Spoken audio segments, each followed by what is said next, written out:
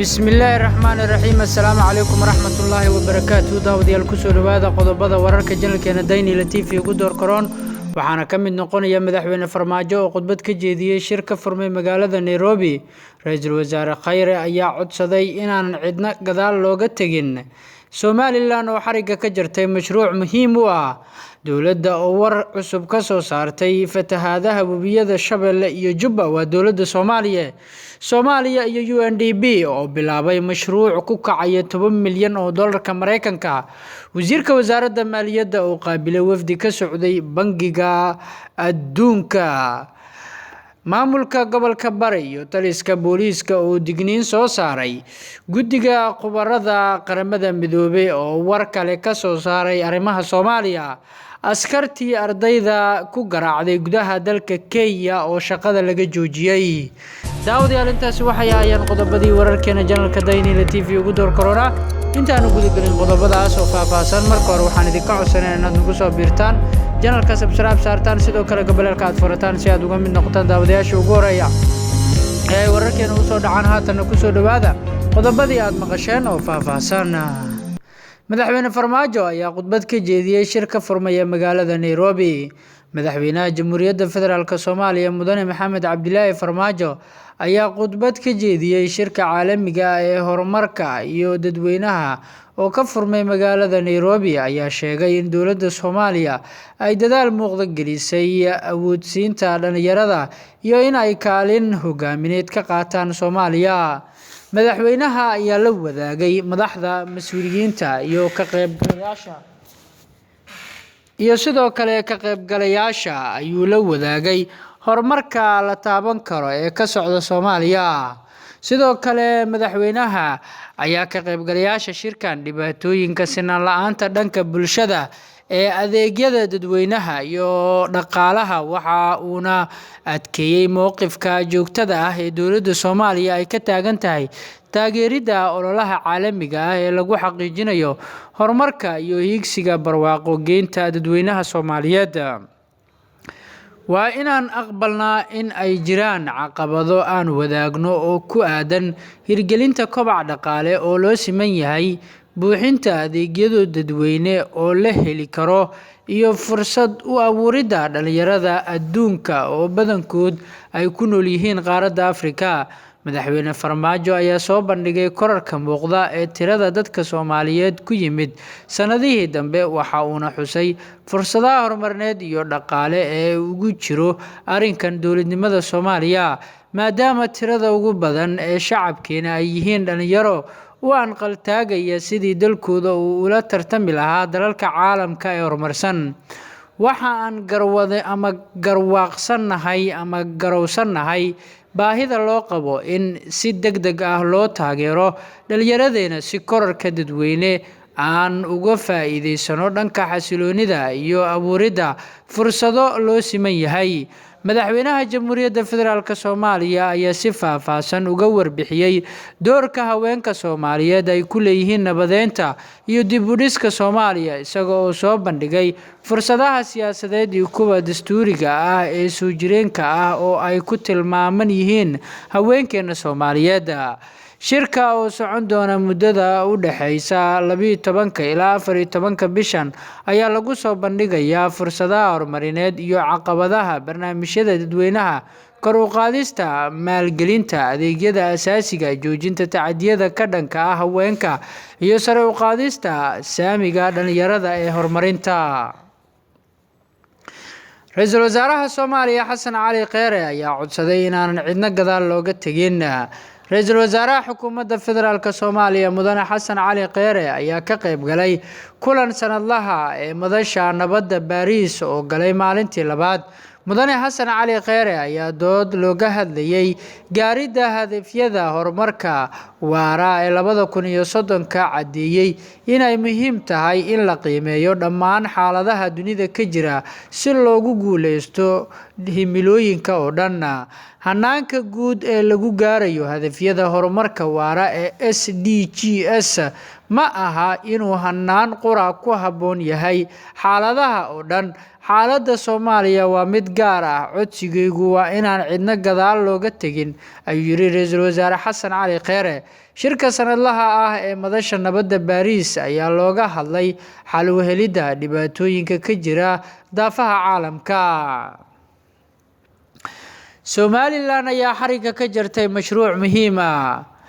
Madaxweyne ku-xigeenka Somaliland Mudane Cabdiraxmaan Cabdilaahi Ismaaciil Saylici iyo wafdi uu hogaaminayo ayaa gaadhay degmada Dila ee gobolka Awdal, halkaasi oo si ballaaran loogu soo dhaweeyay madaxweyne ku-xigeenka oo ay wehelinayaan wasiirka wasaaradda horumarinta biyaha Saleemaan Yuusuf Cali Koore, wasiirka wasaaradda ganacsiga, warshadaha iyo dalxiiska Maxamuud Xasan Sacad Saajin, afhayeenka madaxweynaha Jamhuuriyadda Somaliland Maxamuud Warsame Jaamac, iyagoo uu madaxweyne ku-xigeenku xariga ka jaray biyo-gelin lagu sameeyay degmada Dila oo ay fulinaysay hay'adda Wilt Hunger Health oo WHH ah oo laga leeyahay waddanka Jarmalka. Mashruucan oo muddo badan soo socday ayaa waxa uu hadda noqday mid dhammaaday, isla markaana si toos ah ay biyuhu u soo gaadheen magaalada iyo tuulooyinka ay maamusho,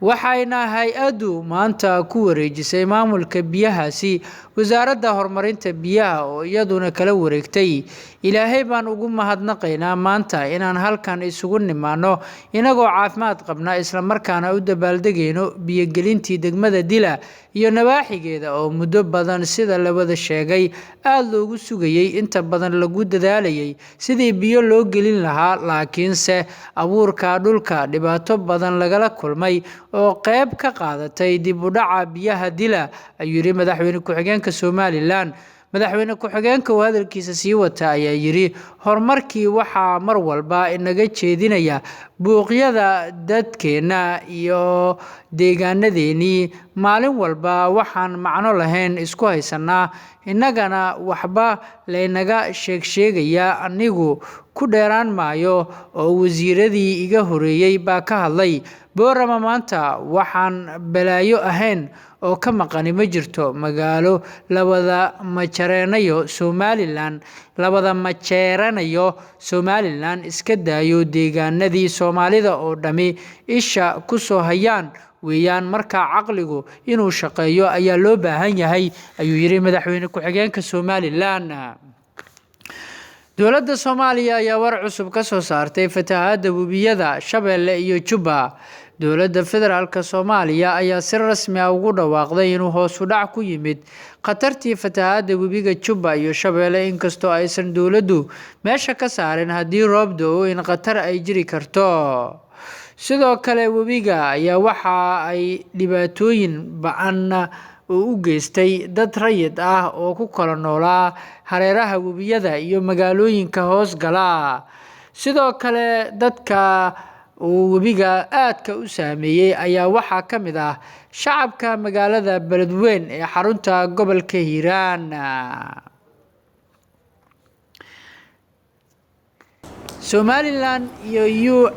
Soomaaliya iyo UNDP ayaa bilaabay mashruuc ku kacaya 10 milyan.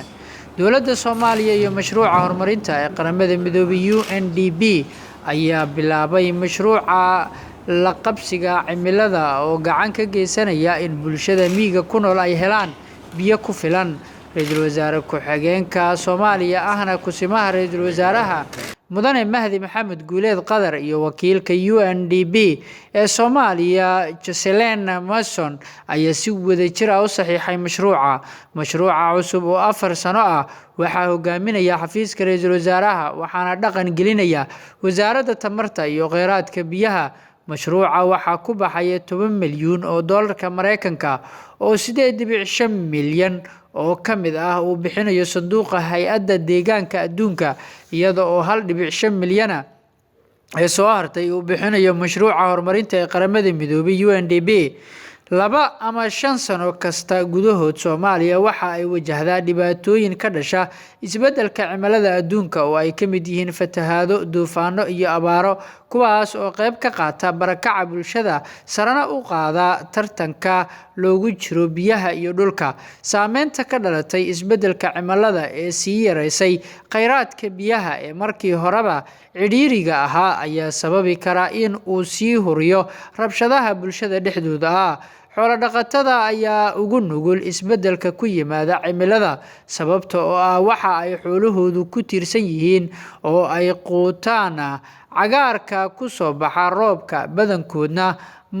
ma laha dhul daaqsimeed ay gaar u leeyihiin, waxaana alaaba hareeya muran ka yimaada biyaha. Waxa aan si xad dhaaf ah ugu faraxsanahay inaan arko bilaabashada mashruucan in la helo biyo nadiif ah. Waxa ay nolosha u badbaadinaysaa si toos ah, sidoo kalena waxa ay si dhow ula xiriirtaa amniga cunnada, dakhliga, yareynta saboolnimada, nabadda iyo amniga, ayuu yiri wakiilka UNDP ee Soomaaliya. Mashruuca oo si dhow ula shaqeynaya bulshada ayaa siinaya tababaro la xiriira maamulidda daadadka iyo ilaalinta biyaha. Wasiirka Wasaaradda Maaliyadda ayaa qaabilay wafdi ka socday Bangiga Adduunka.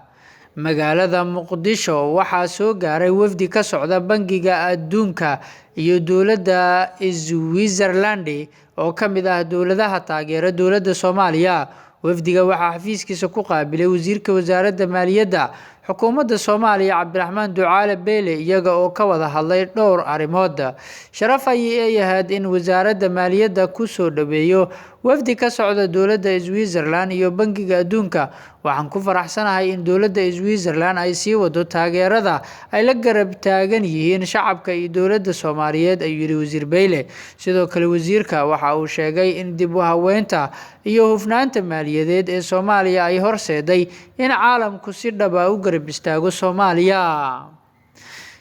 Maamulka gobolka Bari iyo taliska booliiska ayaa digniin soo saaray. Maamulka gobolka Bari ayaa waxa ay olole nadaafadeed ka bilaabeen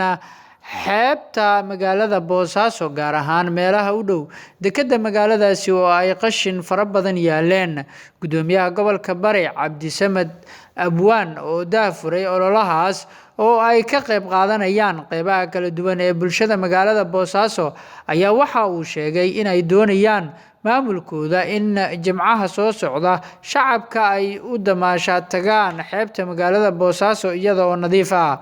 Taliyaha qaybta booliiska gobolka Bari iyo xogayaha dowladda hoose ee magaalada Boosaaso oo goobta ka hadlay ayaa waxa ay shacabka ku nool magaaladaasi uga digeen in aysan qashinka ku shubin xeebta magaaladaasi. Guddiga Khubarada Qaramada Midoobay ayaa war ka soo saaray Soomaaliya. Guddiga Khubarada Qaramada Midoobay ee Soomaaliya oo soo saaray warbixintoodii sanadlaha 2019 ayaa sheegay in intii lagu guda jiray muddo xileedkoodii koowaad ay isticmaalka waxyaabaha qarxa ee Al-Shabaab ay gaartay heerkii ugu sareeyay taariikhda Soomaaliya, iyada oo korortay 3 meelood meel marka loo barbardhigo sanadkii tagay. Sida ay warbaahinta tiri, taxliilin dhanka kiimikada ah oo la sameeyay kadib qaraxyada Al-Shabaab qaarkood ayaa muujiyay in markii ugu horeysay ee Al-Shabaab awood u yeelatay in ay sameysato bambooyinka ay qaraxyada ku fuliso, iyada oo sidaas sameynaysay ilaa ugu yaraan bishii Julaay 2017.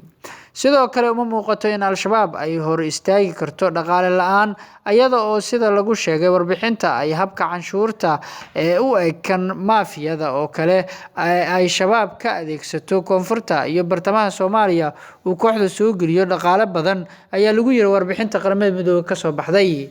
Ugu dambeyntii, askartii dalka Kenya ee ardayda garaacday ayaa shaqada laga joojiyay. Taliyaha guud ee ciidamada booliiska Kenya Hilary Mutemambe ayaa sheegay in shaqada laga joojiyay 4 askari oo muuqaal laga arkay iyaga oo garaacaya arday jaamacadeed, sidoo kalena laga qaadi doono tallaabooyin dheeraad ah oo dhinaca anshaxa, ayuu yiri. Muuqaal ay dad badan daawadashidiisa dhibsadeen ayaa ku faafay Kenya, waxaana laga arkayay ciidanka ka hortagga rabshadaha oo loogu yeeray in ay kala erayaan ardayda mudaharaadaysay kuwaasoo qaarkood ay haraanti madaxa kala dhacayeen nin aan hubaysnayn oo ardayda ka mid ahaa. booliiska Kenya ayaa xilligaasi loo daabulay jaamacadda Jomo Kenyatta ee ku taala magaalada Juja ee waqooyiga Nairobi kadib markii ardayda ay halkaasi ka dhigeen dibadbaxyo looga soo horjeeday amni darada sida ay ku warantay warbaahinta gudaha dalka Kenya. guud ahaan warka halkan aan ku soo gabagabeynayaa nabadgelyo.